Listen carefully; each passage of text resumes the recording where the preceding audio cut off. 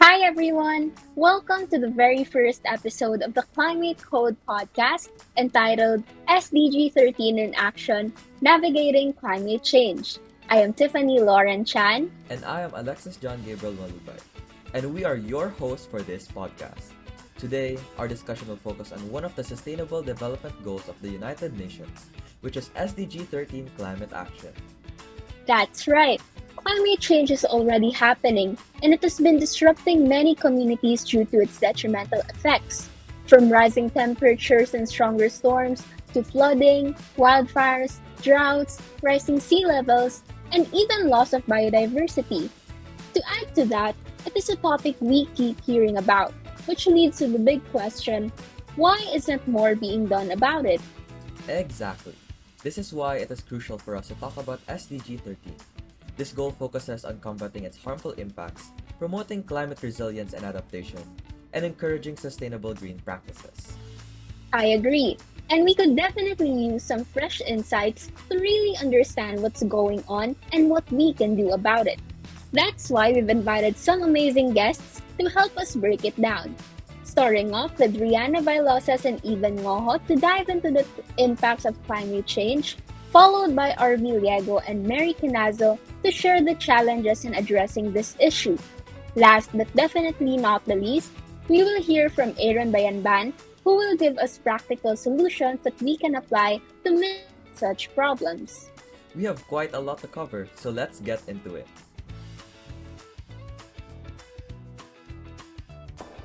Alright, we have Rihanna and Ivan here with us.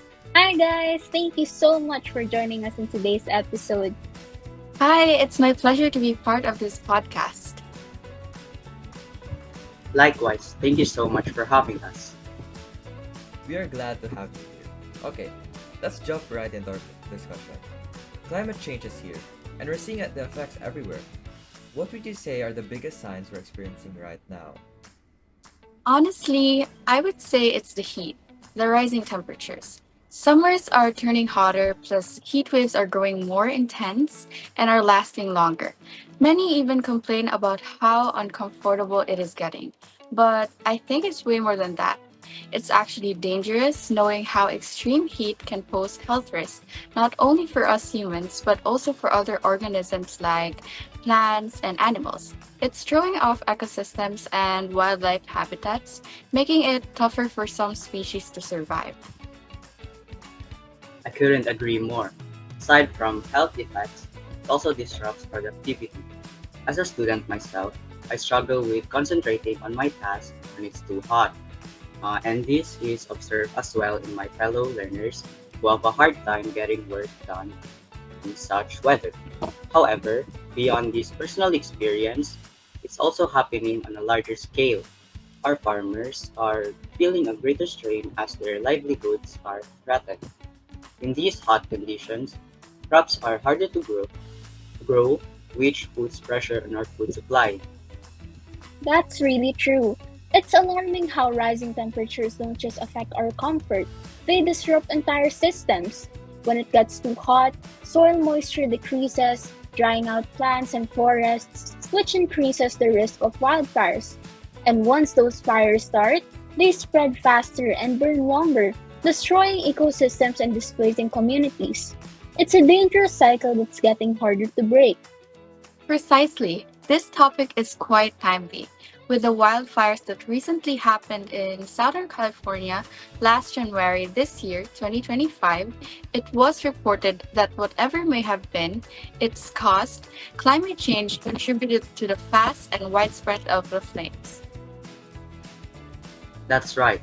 Because of this, it resulted in the loss of critical habitats and food sources, plus caused respiratory problems due to smoke inhalation.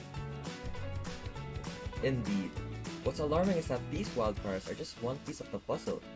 Rising temperatures are also cause ice to melt at a faster rate, which leads to rising sea levels. This isn't just about coastal flooding, it threatens entire communities and ecosystems. Can you elaborate more on how this happens and why is it such a big deal? Yes, as the Earth gets warmer, polar ice caps and glacier melts. All the water then flows to the oceans, making sea levels go up.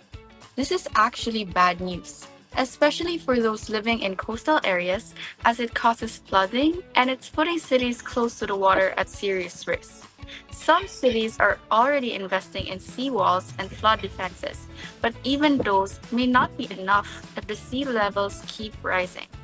People living in these areas are facing tough decisions about where to live and what to do next. True, but aside from them, low-lying areas and island nations are also vulnerable. Jakarta, the capital city of Indonesia, was reported to be a fast-sinking city. This is one unfortunate situation for local residents. It's scary to think how cities can disappear because of this. It must be tough for those affected citizens. Really tough, but there's more to that. Saltwater intrusion also occurs. It is when seawater infiltrates fresh water, causing havoc in the livelihoods of farmers and fishermen. This can cause a deterioration of soil fertility and loss of vegetation. In addition, high salinity levels disrupt the balance of marine life. Exactly. Fresh water is important for healthy ecosystems, irrigation, and of course, drinking. When it gets contaminated by salt water, it can bring about a lot of problems. Worse, the effects don't stop there. Climate change is also fueling more extreme weather events. Storms and typhoons are becoming stronger and more frequent as warmer ocean temperatures give them more energy. Right. Warmer oceans mean that storms can draw in more heat and moisture, making them more intense. Typhoon Haiyan back in the year 2013 is one example of the strongest storms ever recorded, and it left millions of people displaced and caused billions in damage. Aside from the intensity of these disasters, weather patterns are also shifting and becoming harder to predict. It makes it difficult for communities to prepare and respond effectively. It's really troubling how rising temperatures, sea levels, and extreme weather events are all connected, and how they create a ripple effect on ecosystems, communities, and even economies. Thank you for sharing your valuable points, Rihanna and Even. We appreciate your time to be with us today. Understanding the full scope of these effects is the first step toward finding solutions. Now that we've covered the impacts, we will be shifting our focus to the challenges in addressing climate change. We'll be joined by two new guests who will offer us new perspectives. Stay tuned. Now that we've talked about the impacts of climate change, it's clear that the situation we have is really serious. While many are aware of this urgent problem, why does it remain a pressing issue? Well, as much as we want to combat this problem and urge people to take action, I think it is easier said than done, most especially since there are barriers in the way. To give us their viewpoints on these challenges, let us welcome Arvi and Mary. Hey guys, we are beyond grateful to have you here and offer your thoughts on our topic. Of course, I would love to be part of this talk. The same with me. I'm excited to share my take on this problem. Well then, let us begin. From your perspective, what do you think makes it hard for governments to take consistent action on climate change? I think that politics plays a huge role. Climate policies depend on governments, but not all leaders see eye to eye on this issue. Some prioritize economic growth over environmental policies, while others face pressure from industries that rely on fossil fuels. Even when governments do take action, policies can change with elections, making long term progress difficult.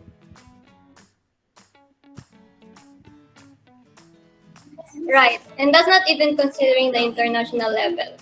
Some countries are willing to take big steps towards sustainability, but others hesitate because they fear losing a competitive edge. If one country cuts emission but another doesn't, it creates this imbalance, where the more responsible countries feel like they're at a disadvantage. That's why international cooperation is so tricky. Everyone needs to be on the same page. I agree. It's hard to get everyone aligned when there are competing interests. But aside from politics, the economy itself is another huge factor, right? Yes, transitioning to clean energy actually requires a lot of money, and not every country can afford it. Fossil fuels like coal and oil have powered economies for decades, and shifting away from them isn't just about technology, it's about jobs and livelihoods. Many industries and workers rely on these sectors, and a sudden transition could lead to job losses. That's why finding a balance between economic stability and environmental responsibility is not that simple. Exactly. Governments and businesses need to create strategies that make green energy affordable, while also protecting workers and communities. Renewable energy is getting cheaper, but it still requires massive investments in infrastructure, like solar farms, wind turbines, and better energy storage. Developing countries often lack the resources to make these investments. Plus, some of the technology we need is still in progress. Without enough funding, research and development slow down, making it harder to scale up solutions that could help us emission faster. That's such a tough balance. You need to protect jobs and economic stability while also pushing for sustainable solutions. And even with the money and infrastructure, don't you think public awareness is still a challenge? For sure, many people don't understand the problem or are misled by false information, so they don't see the need to act. Changing habits can also feel difficult, especially if eco friendly options seem expensive or, let's say, inconvenient. To add to that, people often focus on short term benefits, making it harder to push for long term solutions. Others may also prefer to stick to traditional practices rather than adopt modern ones. That's why raising awareness and making sustainable options more accessible is more important. So, while we know what needs to be done, real world obstacles make it complicated. It all now comes down to long term commitment and collaboration between governments, industries, and communities. Absolutely. Addressing climate change isn't just about knowing what to do, but also about making it work despite these challenges. Now, that discussion was one eye opener. Thank you so much for your time and insights, RV and Mary. We appreciate such meaningful perspectives. In the next part, we will be tackling practical solutions offered by one last esteemed guest.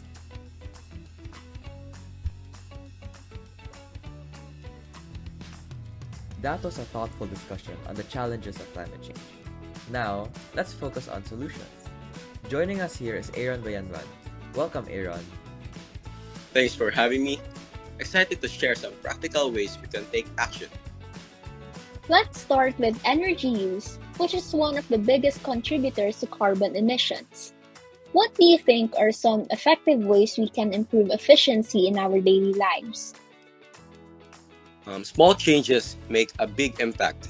Switching to LED bulbs, using energy efficient appliances, and insulating homes can cut down on wasted energy.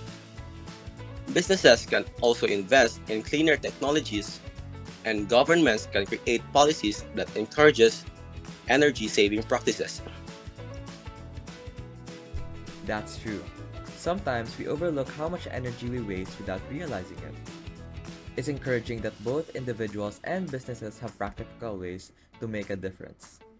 Now, waste management is a growing concern. How can both individuals and businesses reduce their environmental footprint? Reducing waste is key. We should buy what we need, recycle properly, and compost food waste.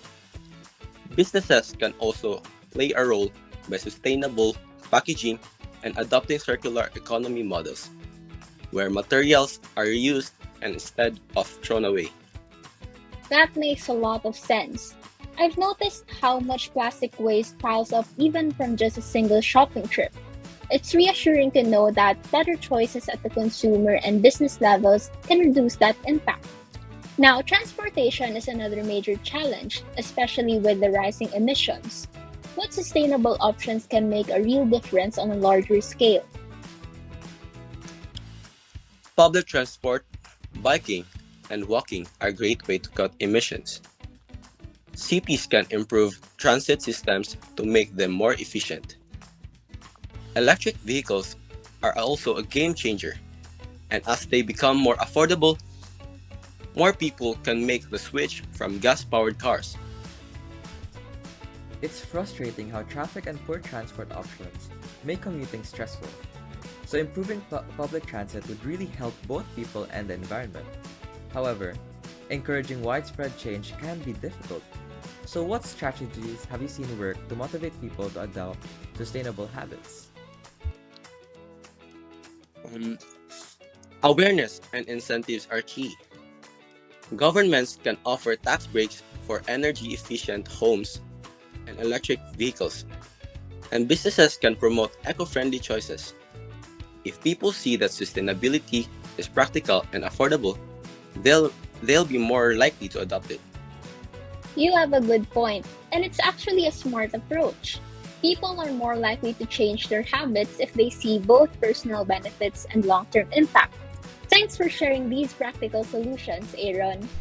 Yes, we truly appreciate your insights. We are deeply grateful for the time and effort you gave to be with us in today's episode.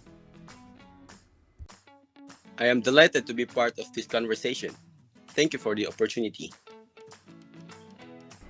Wow, what a discussion! We've covered a lot today, from the impacts of climate change to the challenges we face, and then the practical solutions we can take.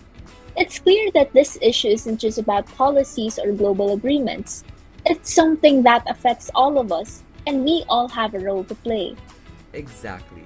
Change doesn't happen overnight, but every action counts.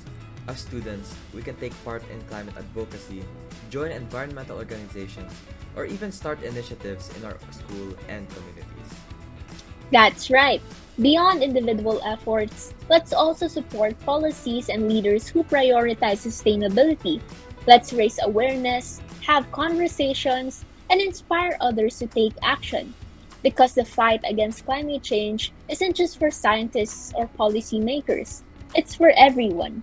So, to our listeners, we challenge you. What's one small change you can make today to help our planet? Whether it's saying no to single use plastics, carpooling, or even educating yourself and others about climate issues. Every effort matters. Together, we can be the change we want to see. Let's take action, one step at a time, and work toward a more sustainable future. Thank you all for tuning in to this episode of the Climate Code podcast. Stay informed, stay involved, and let's make a difference starting now. Until next time, take care and advocate for our planet. See you!